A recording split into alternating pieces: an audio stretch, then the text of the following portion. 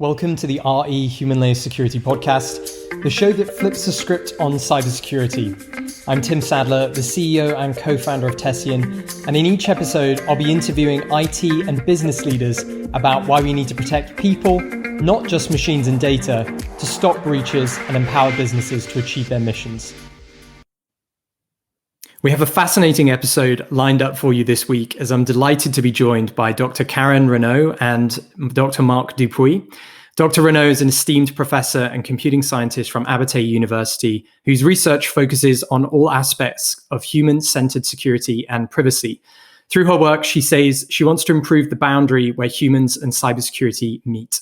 And Dr. Dupuis is an assistant professor within the Computing and Software Systems Division at the University of Washington Bothell. He also specializes in the human factors of cybersecurity, primarily examining psychological traits and their relationship to the cybersecurity and privacy behavior of individuals. And together, they are exploring the use of fear appeals in cybersecurity, answering questions like whether they work or are there more effective ways to drive behavioral change. They recently shared their findings in the Wall Street Journal, a brilliant article titled "Why Companies Should Stop Scaring Employees About Security."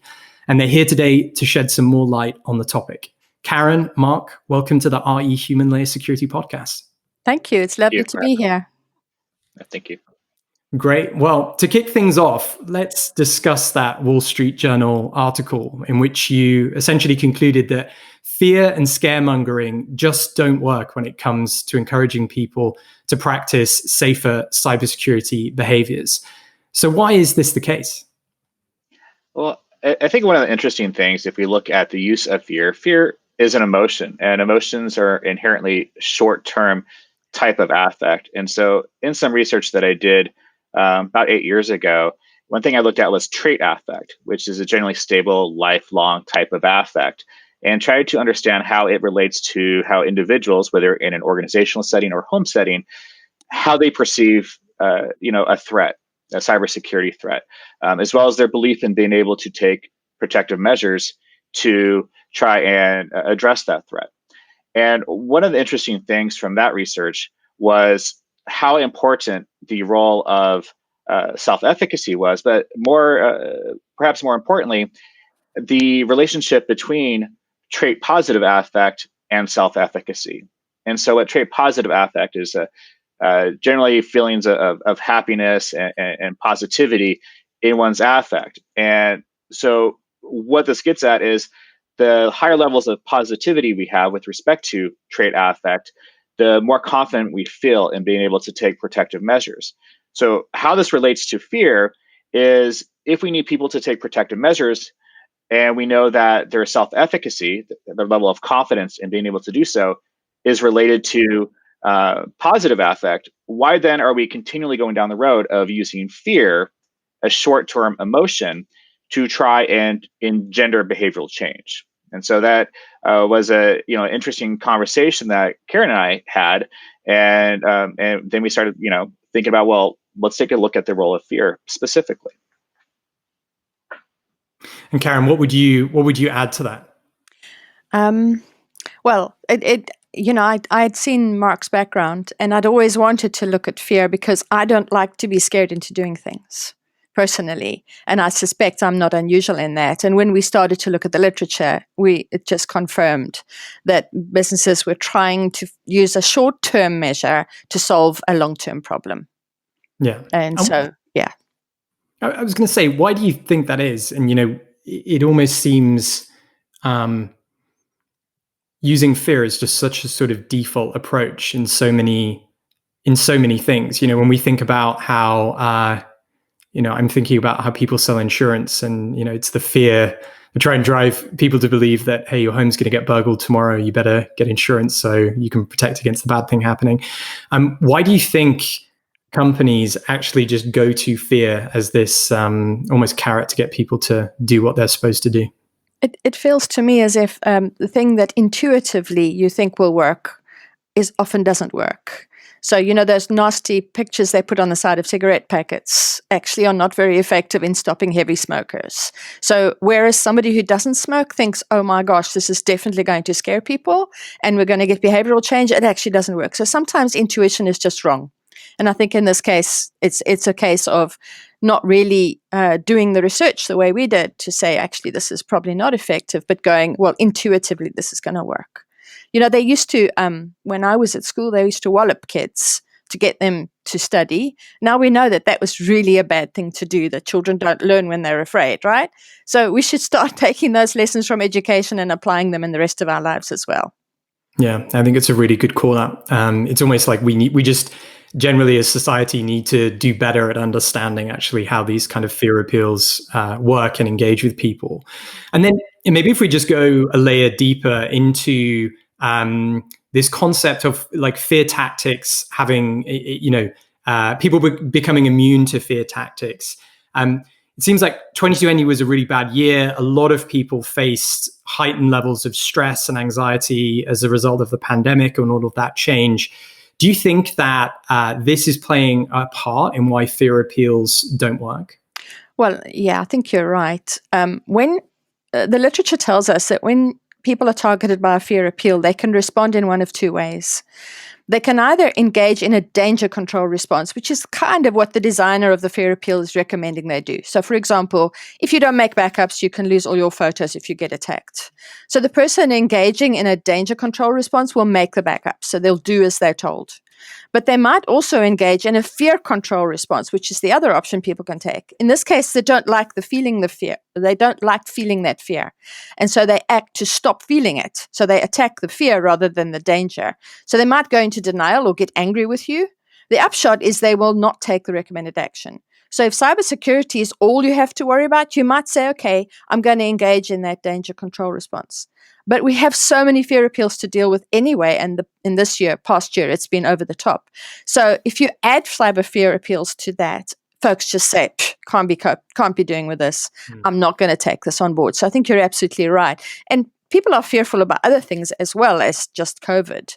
And so, adding the layer to that. But what we also thought about was how ethical this actually is to add to people's existing levels of anxiety and fear. And do you think that there's sort of do you think it compounds? Do you think there's a correlation between if people are already feeling, naturally kind of anxious, stressed about a bunch of other stuff, that actually adding one more thing to feel scared about is even less likely to have the intended results on changing their behavior? Yeah, I mean, I think so. I think, it burns people out, and you kind of get this repeated messaging. And one thing I think about, just because we in the States just kind of got through this whole election cycle, maybe we're still in this election cycle, but where, all these political ads are using fear time and time and time again. And especially with political ads, but I think in general, people just start to tune out, and they want to tune out. They just want to be done with it. And so it's one of these things that I think just it loses its efficacy, and people just kind of have had enough. And I think to I have a 3.5-year-old son, and my daughter was very good at listening to us if we said, this is dangerous, don't do this. But my son, I'm like, don't get up there, you're gonna crack your head open, don't do this. And he ignores me, first of all, and then he does it anyway, and he doesn't crack his head open, and he says, see, Daddy, I didn't crack my head open. And I'm like, no. And it gets to another point of fear appeals is we scare people, we try and get them scared enough to do something. But when they don't do it, if nothing bad happens, it only reinforces the idea that, oh, it can't be this bad anyway. So. Yeah, you're right, because the cause and the effect, so if you divulge your email address or your password somewhere, and the attack is so far apart a lot of the time that you don't make that connection even. But it's really interesting, if you look way back during the Second World War, Germany decided to bomb the daylights out of London. And the idea was to make the Londoners so afraid that the British would capitulate. But what happened was a really odd thing. They became more defiant. And so we need to kind of look back at that sort of thing. And somebody called McCurdy, who wrote a book about this, she said people got afraid of being afraid. And so they just said, no, I don't care how many bombs you're throwing on us. We're just not going to be afraid. And I wonder if people are having so many fear appeals thrown at them that it's just losing their efficacy.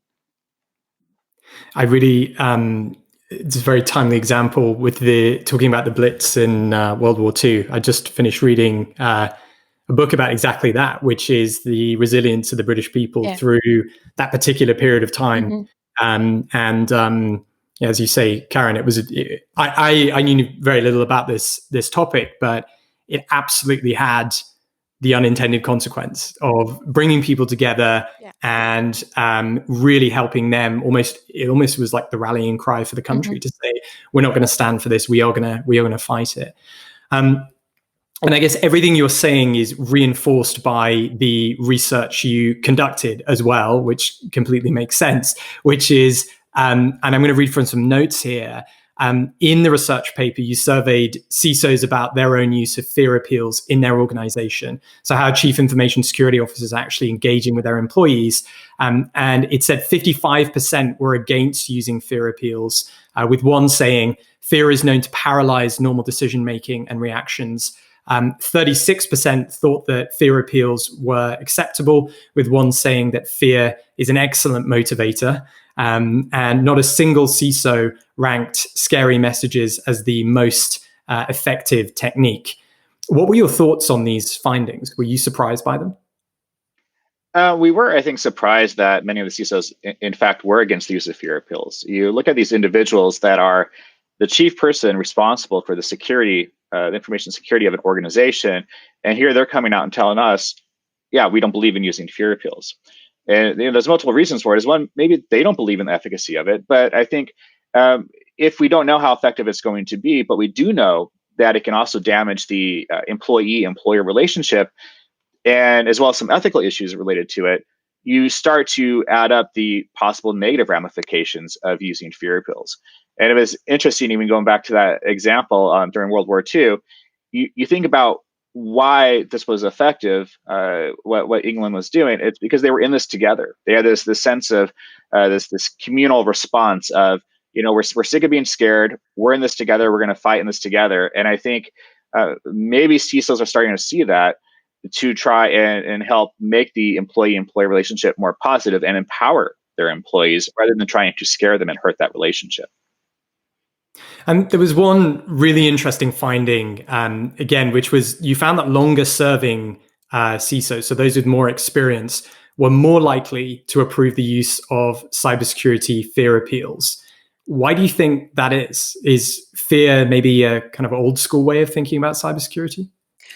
I think as a CISO, it's really difficult to stay up to date with the latest research, the latest way of thinking. They spend a lot of time keeping their finger on the pulse of cyber threat models, the compromises hackers are coming with. But if you go and look at the research, the attitudes towards users is slowly changing. And maybe the people who approve of fear appeals aren't that aware of that, or it might be they just become so exasperated by the behavior of their employees over the years that they just don't have the appetite for slower behavioral change mechanisms.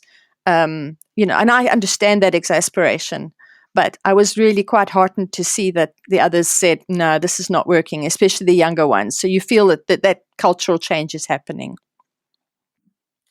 One thing I was going to ask was, there's this interesting concept of, the CISO themselves and whether they use fear appeals in their organization. Do you think that's somewhat a function of how fear appeals are used to them, if that makes sense? Like they have a board that they're reporting to, they have, they have a boss, they have stakeholders that they've got to deliver results for, namely keep the organization secure, keep our data secure, keep our people secure. Do you think there's a relationship between how fear appeals are used to them in terms of how they use that then to others in their organization? I think that's an interesting question. I think that's always possible. And, I think a lot of times people default to what they know and what they're comfortable with and what they've experienced and so on. And maybe that's why we see some of the CISOs that have been in that role longer to kind of default to that. And, some of it might be organizational, structural as well. Like I said, if they are constantly being bombarded with, fear appeals by those that they report to, then maybe they are more likely to engage in fear appeals. That question's a little unclear. But I do think it's an interesting question because, again, intuitively, it makes sense. And I can have a conversation with someone and and if I try to make a case for using fear appeals, I don't have to make a case. The case is almost intuitively made in and of itself. But then trying to do the counter and say, well, maybe fear appeals don't work, and it's a much bigger leap to try and make that argument than I think than to try and say, well, yeah, let's scare someone into doing something. Of course, that's going to work, right? I mean, I think it's an interesting point, just because we so often think of. I think it's just really important that we are also, certainly in the context of using fear appeals, there is a role beyond the CISO as well, and it's the role the board plays. It's the culture of the organization and how you set those individuals up for success. Like, on one hand, as a CISO, the sky is always falling. There is always some piece of bad news or something that's something that's going wrong, or something you're defending. And I think it's again, maybe there's something in that for thinking about how organizations can kind of empower their CISO so that they can then go on to empower their people. So shifting gears slightly, we've spoken a lot about why fear appeals are maybe not a good idea and how they are limited in their effectiveness. But what is the alternative? So what advice would you give to the listeners on this podcast about how they can improve employee cybersecurity behavior through other means, especially as so many now are working remotely? Well, going back to what Marc was saying, I mean, we think like the key really is self-efficacy. You've got to build confidence in people and without making them afraid. And so a lot of the cybersecurity training that you get in organizations is a 2-hour session that they bring everyone into a room and talk at them, or maybe people are required to do this online module, right? This is not self-efficacy. This is awareness, and there's a big difference. So the thing is, you can't deliver cybersecurity knowledge and self-efficacy like a COVID vaccination. It's a long-term process, and employers really have to engage with the fact that it is a long-term process, and just keep building people's confidence and so on. But and maybe also, I mean, what you said earlier about the whole community effect. Up to now, cybersecurity has been a solo game.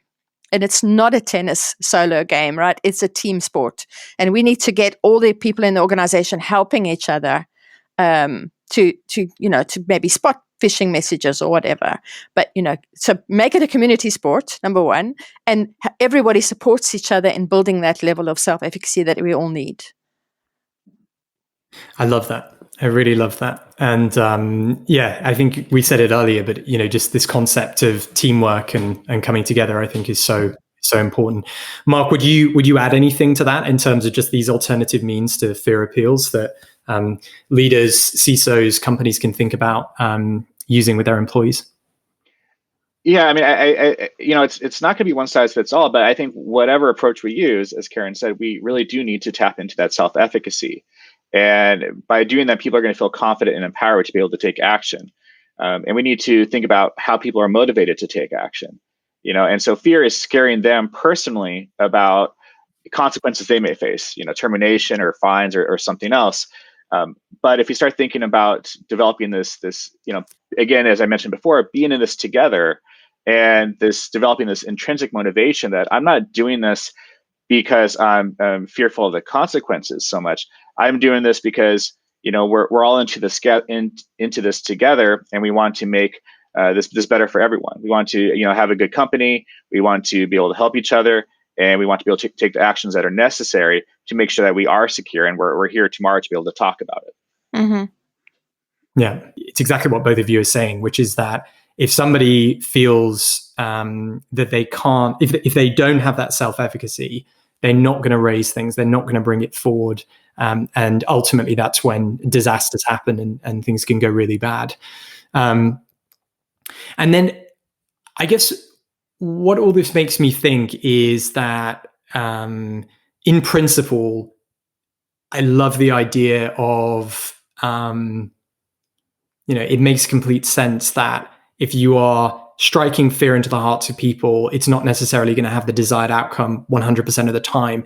But isn't a little bit of fear needed? I mean, of course, it has to be used ethically, but when I'm thinking about just the nature of what organizations are facing today, and we've just heard about the SolarWinds hack, and there are a number of others as well. These things are pretty scary, and the techniques that are being used are pretty scary. Isn't a little bit of fear, required here? And is there any merit to, I guess, using that to make people understand the severity and the consequences of what's at stake? Yeah, I think there's a difference between fear and providing people with information that might inherently have a scary component to it. And so what I mean by that is when people are often using fear appeals, they're doing it to scare people into complying with some specific goal. But if we instead provide information with people, which we should let people know that here are some possible things that can happen, here are some possible consequences, but not with the goal of scaring them, but more with the goal of empowering them, giving them information so they know. And again, then tapping into that self-efficacy more so than anything else. Because then they know that there's some kind of threat out here. They're not scared, but they know there's a threat. And if they feel empowered through knowledge and through that self-efficacy, then they're more likely to take that action, as opposed to designing a message that's just designed to scare them into compliance. Mm-hmm. Yeah. Mm-hmm. From your experience, can either of you think of, there are any really good examples of how it could be companies or campaigns that have maybe built this kind of self-efficacy, or really, really empowered people without having to use fear as the motivating factor? I think I mentioned one of them in the paper. So there's this organization that I'm familiar with, and they had a major problem with phishing.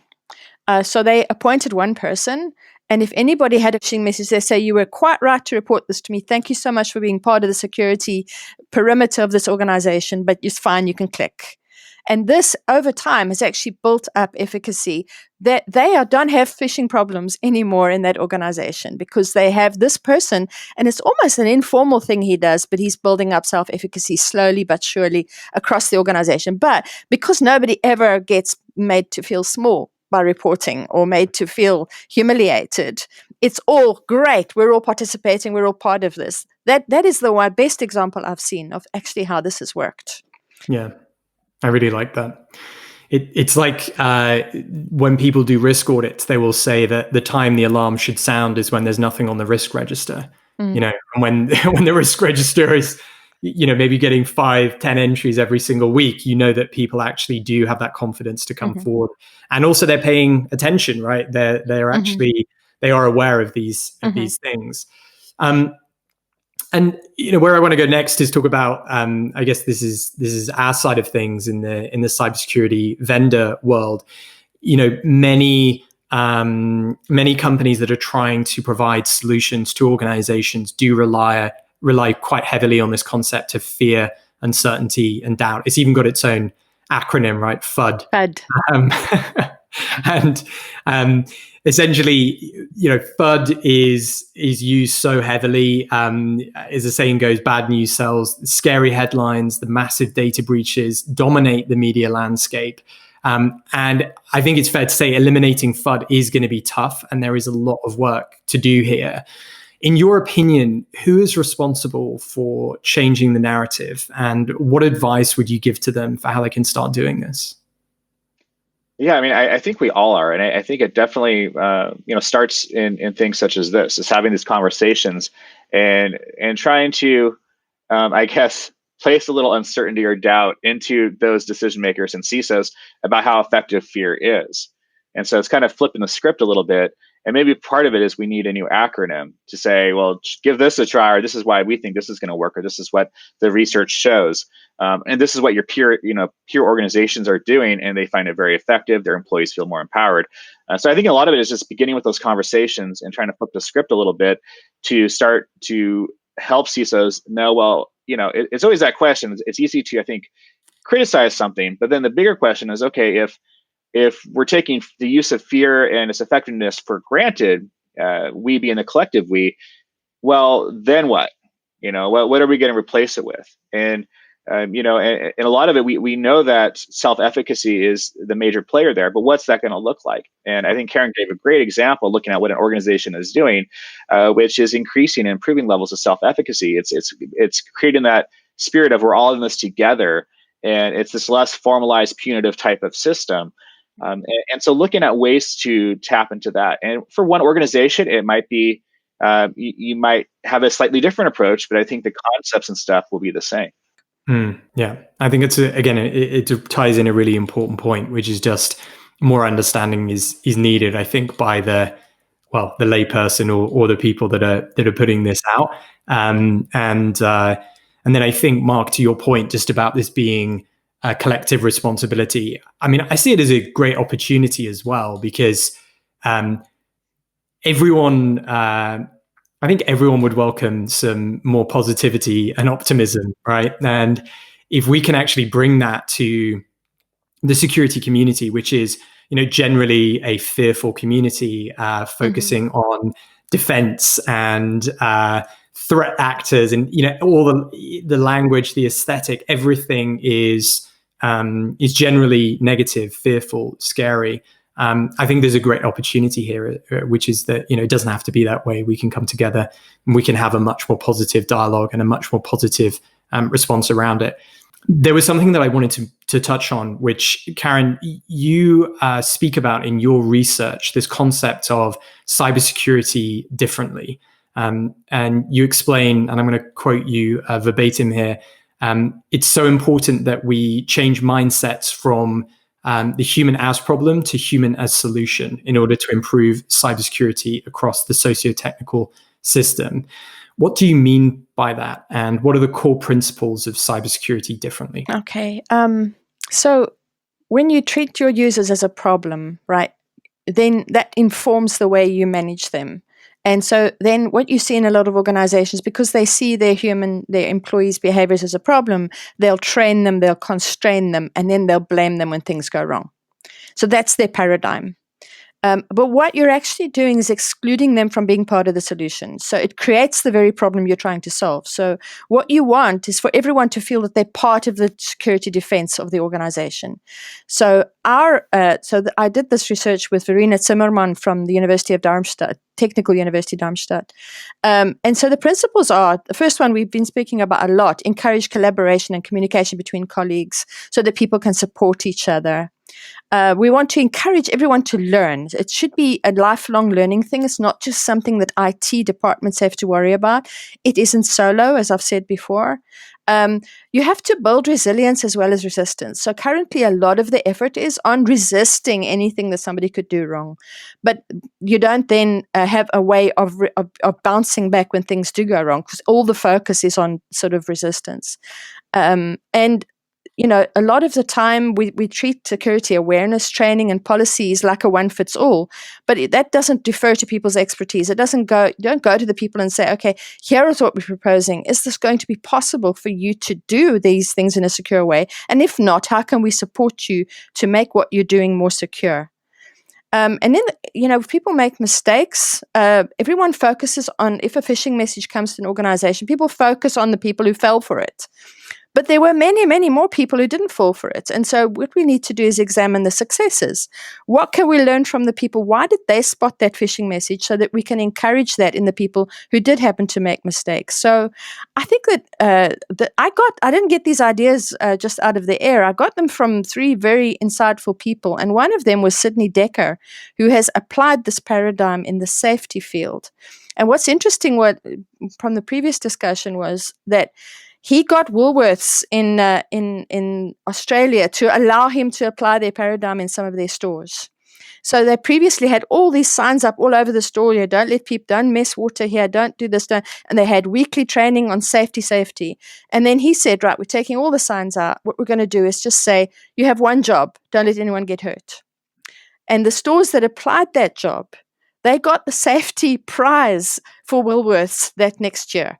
So, just the idea that everyone realized it was their responsibility and it wasn't all about fear, rules and that sort of thing. So I thought, well, if he could do this in safety where people actually get harmed for life or get killed, surely we can do this in cyber. So that's kind of where. And then I found a guy who ran a nuclear submarine in the United States. His name is David Marc. He applied the same thing in his nuclear submarine, which you would also think, oh my goodness, a nuclear submarine, there's so much potential for really bad things to happen. But he applied the same sort of paradigm shift, and it worked. He won the prize as the best run nuclear submarine in the US Navy. So it's about being brave enough to go, actually, you know what we're doing is not working, and every year it's not working. Maybe it's time to think, well, can we do something different? But like you said, Marc, we need a brave organization to say, okay, we're going to try this. And we haven't managed to find one yet, but we will. And that's one of the things I wanted to close out on, which is I spoke to you at the beginning of this podcast, just how much I love the article in the Wall Street Journal, but also just the mission that both of you are on, which is actually to improve what I see really is the relationship between people and the cybersecurity function. My question to you is, again, touches on that concept of how much progress have we actually made, and then to close, how optimistic are you that we can actually flip the script and stop using fear appeals? Yeah, I feel like we made a lot of progress, but not nearly enough. There's and part of the challenge too is none of the stuff is static, right? I mean, all the stuff is constantly changing. The cybersecurity threats out there are changing. We're talking about so much about phishing today and social engineering. Is it going to be something different next year? And so it's always this idea of playing catch up, but also having the fortitude to take that step out there, to take that leap of faith that maybe we can do something else besides using fear. And I think I am optimistic that we can make a lot of progress, and for it to actually be done to 100%. I don't know that we'll ever get to that point, but I feel like we can make a lot of progress. And looking at part of this is recognizing the fact, and you're mentioning the socio-technical side of this, is that this isn't just a technical problem, right? And a lot of times the people we throw into cybersecurity positions have this very strong technical background, but they're not bringing in other disciplines, perhaps from the arts or from the literature or from the humanities, and from design considerations, to try and look at this as a very holistic, multidisciplinary problem. If the problem is like that, well, then solutions definitely have to be as well. And we have to acknowledge that and start trying to get creative with these solutions. And we need those organizations, those brave organizations, to try these different approaches, because I think they'll be pleased with the results, because they're probably spending a lot of time and money right now to try and make the organization more secure. They're telling their bosses, the CISOs are telling their bosses, well, this is what we're doing. We're scaring them. Of course that works, but the results don't always speak for themselves. And oftentimes the results speak for something that they're just not working. Mm-hmm. And Karen, what would you add to that? Well, I just totally concur with everything Marc said. I think he's rounded this off very nicely. We just don't want cybersecurity. I ran a study recently where it was really unusual study. We put old-fashioned typewriters in coffee shops and all over, and we put pieces of paper in them. We just typed something along the top that said, "When I think about cybersecurity, I feel." And we got unbelievable stuff back from people going, "Oh, I don't understand it. I'm uncertain." Lots and lots of negative responses. So there's a lot of negative emotion around cyber, and that's not good for cybersecurity. So yeah, I'd really like to see something different. And the old saying, if you keep doing the same thing without getting results, there's something wrong. We see it's not working. This might be the best way of changing and making it work. I completely agree. Thank you both so much for that great discussion. I really enjoyed going deeper as well and hearing your thoughts on all of this. But again, as I say, I just think it's a win-win scenario on so many counts. More positivity means better outcomes for employees, and I think it means better outcomes for the security function. What I wanted to finish on, it's always quite fun when we do this, but just some quick fire questions on a few random things. And this is how we get to know the humans of the RE Human Layer Security podcast a little bit better. So Karen, I'll go to you first, but if you could invite 3 guests to dinner, dead or alive, who would it be? The first would be Dan Ariely, who's the behavioral expert at Duke University. The second one would be Sidney Dekker, who I've never met, but whose work I really have enjoyed, and I feel like he's got a lot to teach me. And who would the third one be? Marc. I haven't seen Marc since 2019 when we met at a conference, and we've been working virtually, and it would be really cool to be able to sit down and have a meal together. Definitely. I think we're all craving that, aren't we? Just human contact again. Yes, absolutely. And Marc, we were commenting at the beginning on the awesome bookshelf that you have behind you. What's your favorite book right now, or what's a book you'd recommend to our audience? Gosh, Karen, please correct me if I'm wrong. There's this book, Shame and Guilt. Karen's got it on her bookshelf too. Yeah. If only I had one to reach behind me. I can do that at home in my home office. But, and I think it piggybacked off of a lot of what we've been looking at with fear appeals and some of these nuances between different negative emotions. And shame and guilt they often get confused with one another, but they're entirely different. Mm-hmm. And so I've been really fascinated with seeing it dissected, the differences between them. That's great. Thank you both so much. This has been so much fun. And that just leaves me to say thank you very much for listening. We'll be back with more human layer security insights in our next episode. But if you can't wait that long, you can visit our blog at tessian.com/blog, where you'll find lots of amazing content, advice, and tips. And if you enjoyed our show, please rate and review it on Apple, Spotify, Google Play, or wherever you get your podcasts.